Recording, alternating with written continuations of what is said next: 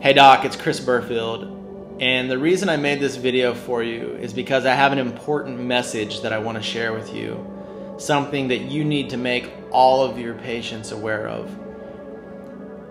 I've been experiencing over the last few days some real issues regarding my father and the medical system, and they haven't been good.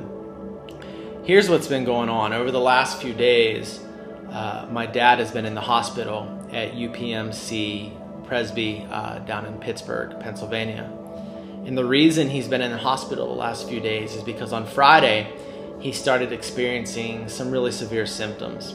He started experiencing dizziness, shortness of breath, inability to urinate, slurred speech. His coordination when he was walking around was not good at all. My mother said that he was walking around like he was drunk. He was experiencing severe numbness and tingling in both of his his arms, not his upper arms, but his arms, his extremities. He was also experiencing neck stiffness, chest tightness, and just a barrage of other symptoms. And as it turns out, my dad, for the last 10 days, has been taking a drug for some cramping he was having in his hands that the doctor felt was arthritis, and prescribed this drug to him called Meloxicam. Well, when I looked up the side effects of this drug after hearing about all of these symptoms he was experiencing, I found out that this drug has 80 known side effects, and of the 80 known side effects, my father is experiencing 14 of them. So after my dad starts having these issues early in the morning on Friday, he says to my mother, "I've got to go to the hospital. I don't feel well. Something's not right." So they went to the emergency room at UPMC in Cranberry Township in Pennsylvania. And they get there, and my mother describes to the doctor what kind of symptoms he's been experiencing, how long he's been having them, and tells her that he's started taking this new drug called Meloxicam about 10 days ago, but also happens to mention in this whole history that on Tuesday of this past week, he received a chiropractic adjustment. And the doctor at the hospital immediately says, "There's no way this is a drug reaction. This had to have been caused by the chiropractic adjustment he received on Tuesday." And my mom says, "That doesn't even make sense. It's Friday. He got the adjustment on Tuesday. He took his pill this morning, and shortly after taking the pill, he started having these issues. I really feel that he's having an adverse reaction." The doctor says, "No, it's not the drug, it's the chiropractic." And they begin to run tests on my father. Apparently, the situation seems so desperate that they feel they have to life flight him to UPMC Presby down in Pittsburgh. My dad then says to the doctor, "Wait a minute, my insurance doesn't cover helicopter rides, so I can't really afford to pay for that." And his situation goes from being life-threatening, where he needed to be life-flighted to Pittsburgh, to, "Oh, you don't have, your insurance doesn't cover that? Okay, well, we can send you in an ambulance instead." At that moment, I realized that this was going to be a cash cow for them. So they end up putting my dad in an ambulance and send him to UPMC Presby down in Pittsburgh. And when he gets there, my mother is actually not there. He goes by himself in the ambulance.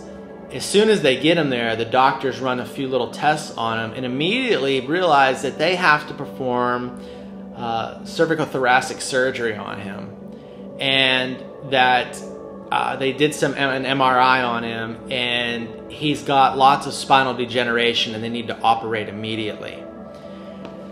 Their theory was that he had spinal stenosis, and it was causing pressure on his spinal cord, which by this point my dad has lost complete feeling. He's experiencing paralysis in both of his arms and his right leg, including all the other symptoms.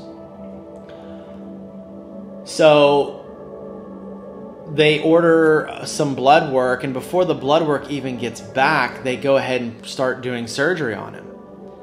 And my mother she wasn't there at the time to help make this decision. So when she shows up, they're like prepping him for surgery, and they're like, he's going in, because if we don't do this now, it could cause irreversible damage.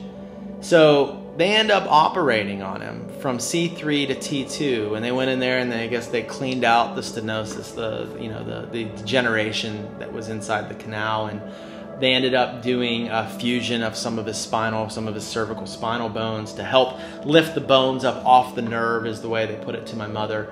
And my dad comes out of surgery, which I feel was completely unnecessary. And my mother, when she arrived, said, "No, wait a minute, doctor, just so you know, he's been taking this drug and it has over 80 side effects and he's got 14 of them. And the doctor says, no, there's no way that this could have been a drug-related problem.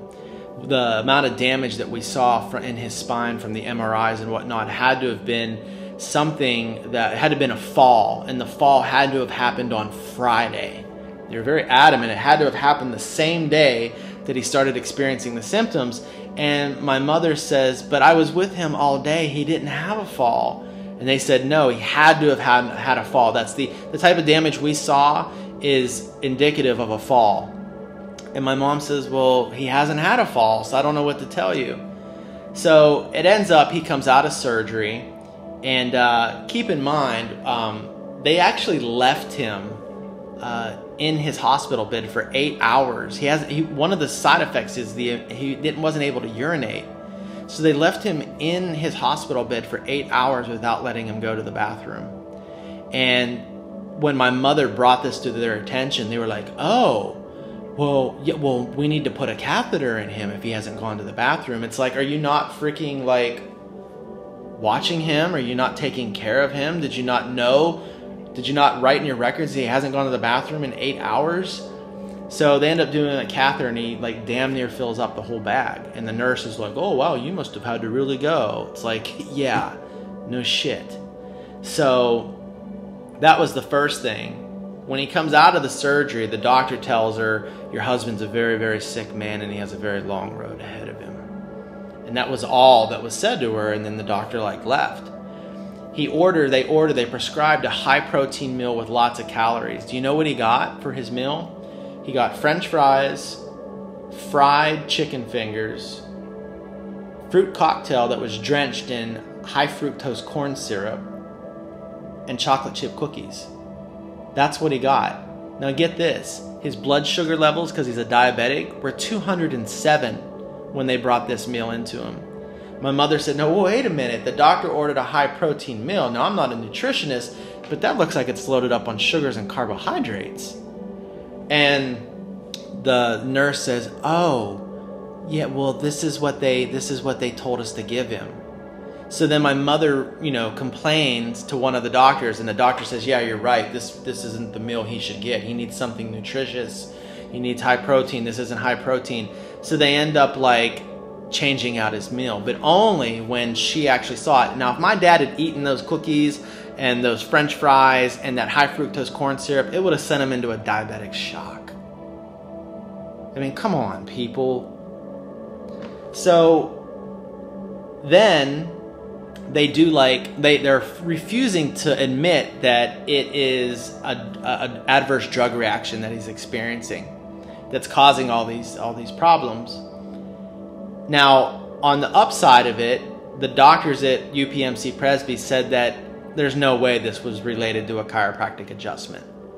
So that was good. At least they were admitting that it wasn't, like the other doctor was trying to put the blame on it. But with that, they're still refusing to admit that it's an ADR. My mother asked them, why do they feel that way? They said, well, one of the symptoms he's experiencing is swelling.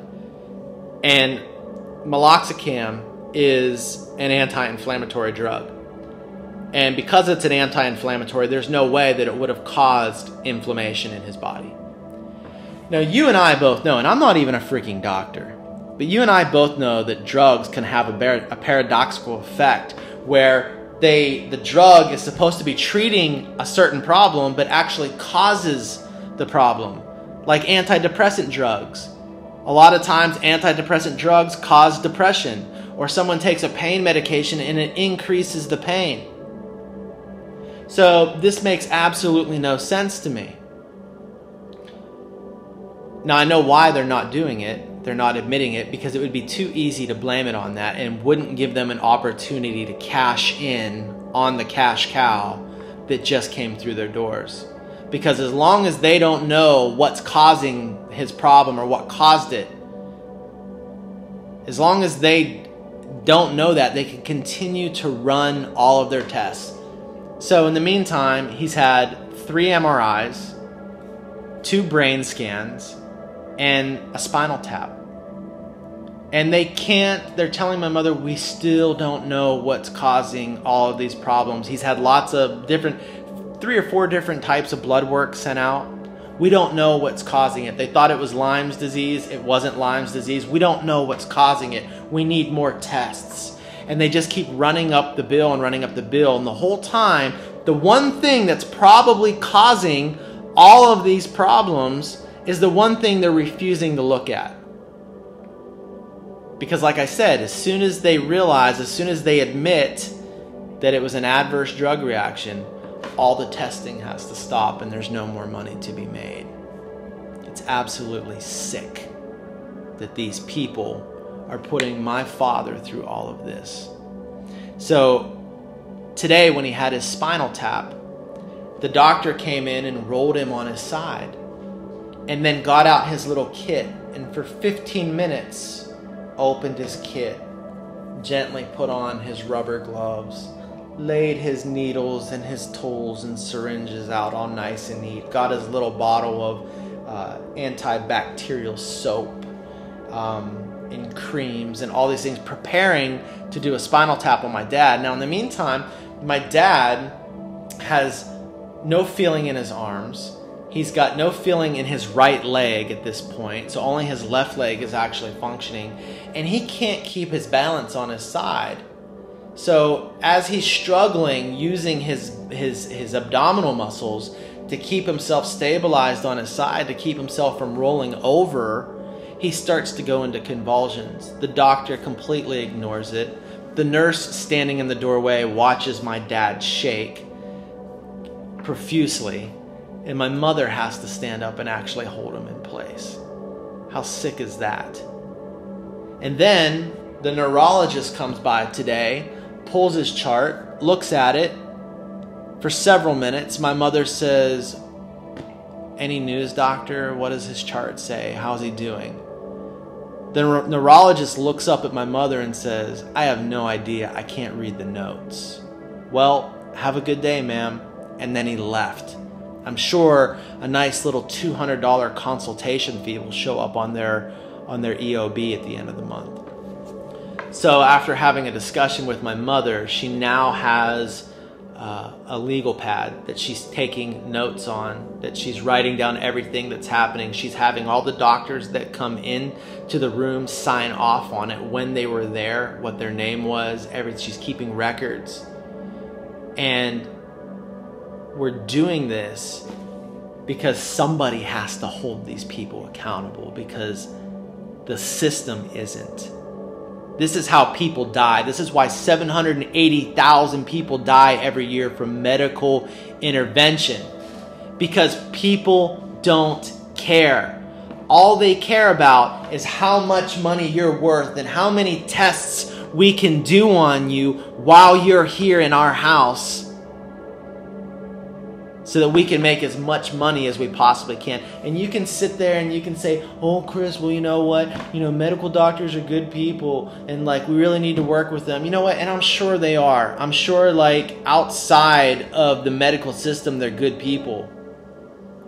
But inside the system, they're fucks. Do you hear me? That's how I feel about them. And you and I have a duty to be able to go out there and educate the public about what's going on inside those doors. Which is why I'm sharing this story with you, so you can share it with each and every one of your patients, because none of them want to end up in that system. Because when they end up inside that system, that's how people die. So every single day when you go out and you talk to people about chiropractic and you educate them about their nervous system and subluxation and how chiropractic enhances life, you're saving lives. Period. That's why we need to market our practices. Marketing is not about trying to generate revenue. Marketing is about getting the message out there to the masses. It's absolutely pathetic that chiropractic only sees 5% of the population. And when you look below this video on this blog, I have screen captures of all the comments that have been made on my Facebook page by the general public, people that are my friends on Facebook. I've been posting about all these horrific experiences my dad is going through, and people are sick and tired of the medical system. And if you don't step up and tell them there's a better way, they're gonna go find a better way somewhere else. They may go to, the massage therapist, they may go to the acupuncturist, they may go to the Chinese herbalist. I don't know. I mean, any of that stuff is better than the medical profession, but chiropractic has something so special. And you have an opportunity to seize the day, to carpe diem. So look at the comments below and look how fed up people are with the system. This is chiropractic's time to shine. We need to help people to get to know chiropractic. So I want you to step your game up. And let's take this thing to the next level. Because people are ready for it. The system's broken. They know it. They're fed up with it. They just don't know what else to turn to. I hope this message, this video I made for you, I hope you found some value in it. And I hope you share this with your patients. In the meantime, love and wisdom to you.